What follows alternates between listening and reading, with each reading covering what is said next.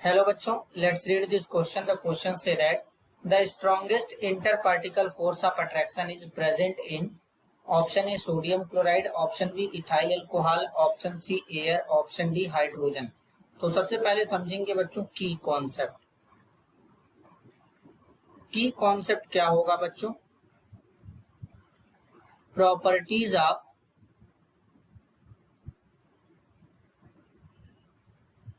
Matter.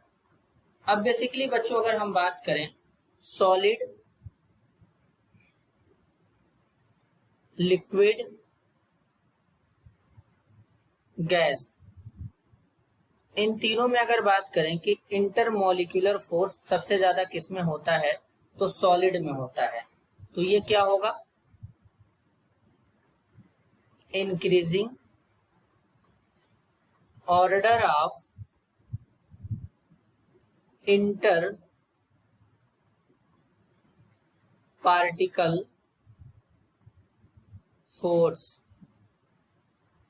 Of attraction. अब solid में क्यों ज्यादा होता है बच्चों?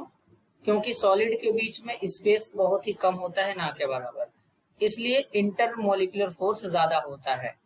जबकि लिक्विड के केस में क्या होता है, थोड़ा फोर्स ऑफ अट्रैक्शन सॉलिड के कंपेयर में वीक होता है, इसमें स्पेस होता है. और गैस में तो फोर्स ऑफ अट्रैक्शन बहुत ही कम होता है, जिसके कारण इनके पार्टिकल जो होते हैं बच्चों रैंडमली मोशन करते हैं और इनमें स्पेस भी बहुत ज्यादा होता है. तो अगर हम यहाँ पर देखें कि जैसे कि सोडियम क्लोराइड है NaCl, ये सॉलिड में होता है. Ethyl alcohol C2H5OH, ethyl alcohol बच्चों C2H5OH, ये किस में होता है? लिक्विड में होता है. अब एयर की बात करेंगे तो एयर जो होता है गैस का मिक्सचर होता है, तो बेसिकली गैस होगा. अब हाइड्रोजन जो होता है बच्चों, ये भी क्या होता है? गैस होता है. तो अब इनमें सॉलिड कौन सा है? NaCl है. तो जो सॉलिड होगा उसी में strong inter particle force of attraction होंगे. तो NaCl में क्या होगा? स्ट्रॉन्ग इंटर पार्टिकल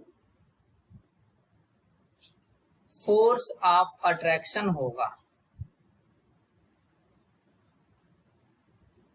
क्योंकि ये सॉलिड है. इसके मॉलिक्यूल, इनके पार्टिकल के बीच में फोर्स ऑफ अट्रैक्शन ज्यादा होगा, स्पेस है बच्चों. तो इसलिए यहां पर करेक्ट आंसर होगा option A sodium chloride. This is your answer. I hope you understood it well. All the best.